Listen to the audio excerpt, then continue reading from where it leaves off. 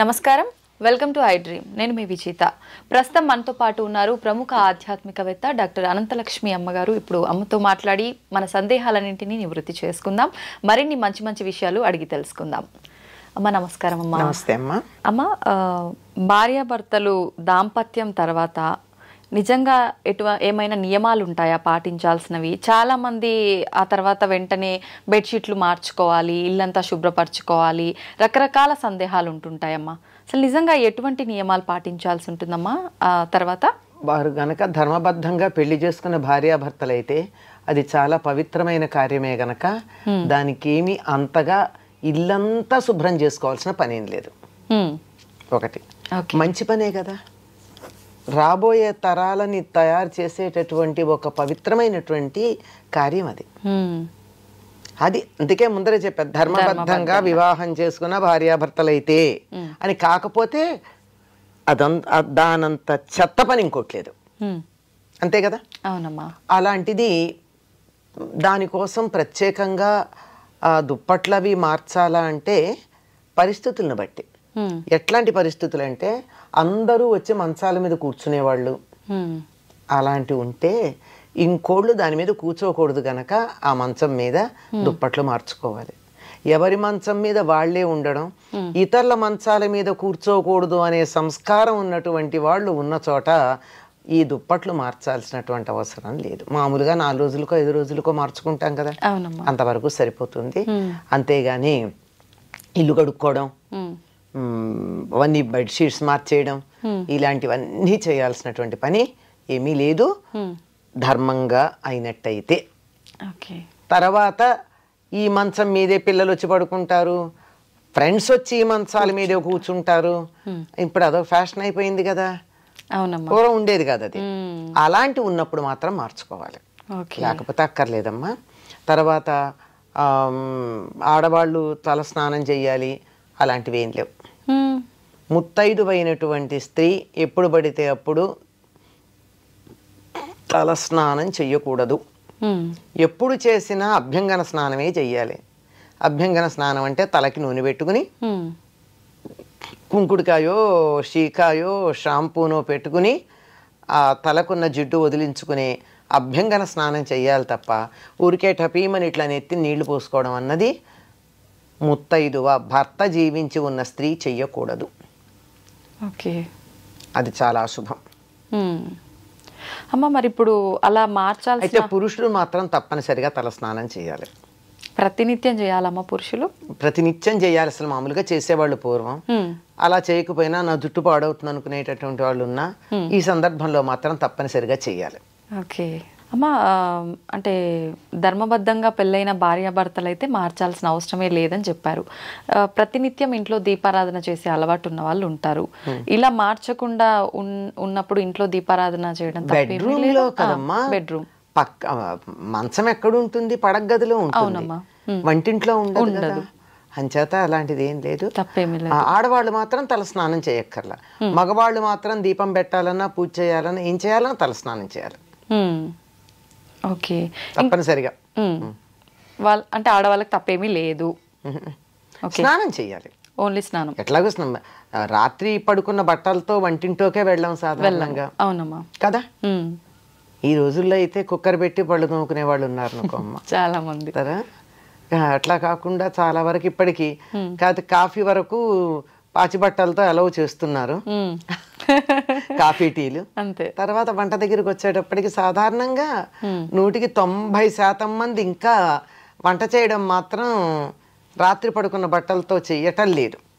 చాలా మంది మార్పు వచ్చింది చాలా వరకు. ఓకే అమ్మా, ఎందుకని స్నానం చేసిన తర్వాతే వంట ఎందుకు చేయాలమ్మా? మనం పడుకున్నప్పుడు ఏమవుతుందమ్మా, బాగా మెటబాలిక్ యాక్టివిటీ ఎక్కువ ఉంటుంది. శరీరంలో ఉండే ప్రతి రంధ్రం నుంచి మలినాలు బయటకు వస్తాయి. కళ్ళు పళ్ళు ఇలాంటివన్నీ కడుక్కుంటాం కదా, కానీ ఈ రోమకూపాల్లోంచి కూడా స్వేదం బయటకు వస్తుంది. అవునమ్మా. అలాగే వెళ్ళి వంట చేస్తామా? ఆరోగ్యానికి మంచిదా? కాదు.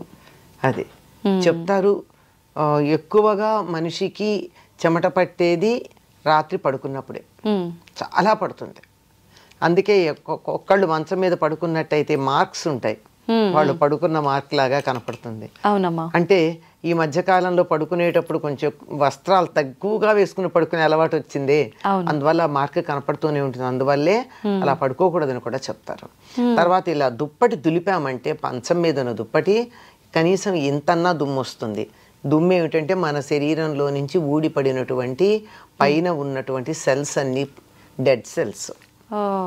ఇలా ఉన్నటువంటి ఈ స్థితిలో అలా చేసిన దానికన్నా హాయిగా స్నానం చేస్తే అసలు ముందు మనసు హాయిగా ఉంటుంది, శరీరం హాయిగా ఉంటుంది, ఈ మాలిన్యాలన్నీ వదిలిపోయి హాయిగా ఉంటుంది. అలా హాయిగా అయిన మనసుతో వంట చేసినప్పుడు తిన్నవాళ్ళకి కూడా సుఖంగా ఉంటుంది. వంట కూడా రుచిగా ఉంటుందమ్మా. వంట చేసే వాళ్ళ మనస్సును బట్టి రుచి వస్తుందమ్మా. నిజమమ్మా. పెద్ద లెక్కేసి కూడా చూడక్కర్లేదు, ఏదో ఎప్పుడన్నా పొరపాటున ఉప్పు ఎక్కువ తక్కువ పడితే పడచ్చు, కానీ జనరల్గా వంట చేసేవాళ్ళు తినేవాళ్ళు తినాలన్న దృష్టితో చేస్తే మాత్రం వంట రుచిగా వస్తుంది. ఏదో మొక్కుబడిగా చేస్తే అట్లాగే ఉంటుంది. అంచేత శుచిగా ఉండడం కోసమే స్నానం చేయడం. ఓకే అమ్మ, ఇప్పుడు ఆడవాళ్ళు తల స్నానం అవసరం లేదని చెప్పారు, కానీ అనుకోకుండా మనం బయటికి వెళ్ళినప్పుడు ఎక్కడికో అంటే ఆధ్యాత్మిక పరంగా వెళ్ళాల్సిన సందర్భాలు ఉంటాయి, అట్లా అనుకోకుండా వెళ్ళాల్సి వస్తుంది, తెలియకుండా వెళ్ళిపోతుంటాం ఒక్కొక్కసారి. అట్లాంటప్పుడు తల స్నానం చేసి పెడతామమ్మా. ఖచ్చితంగా. ఇప్పుడు కొంతమంది తెలియకుండా కూడా మన ఇంటికి వస్తూ ఉంటారు, అనుకోకుండా కూర్చుంటారు, మనం వాళ్ళకు వద్దు అని చెప్పలేము.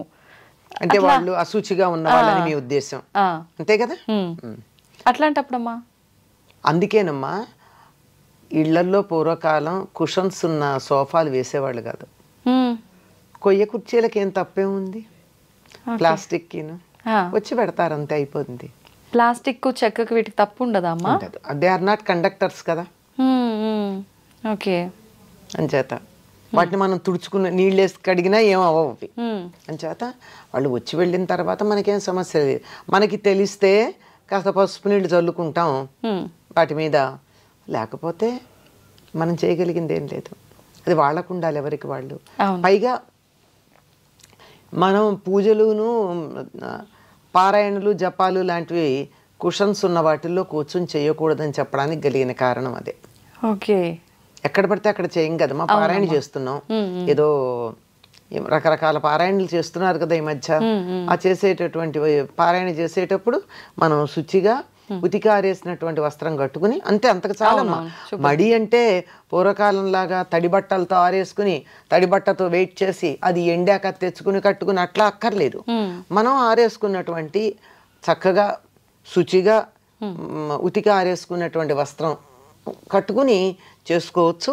అలా చేసుకునేటప్పుడు కుషన్స్ ఉన్న చోట కాకుండా కొయ్య కుర్చీలు వాటిల్లో కూర్చొని చేసుకుంటే మంచిది. నేల మీద ఒక చాపో ఏదో వస్త్రం వేసుకుంటే బెటర్ కదమ్మా. ఇంకా అది బెటర్.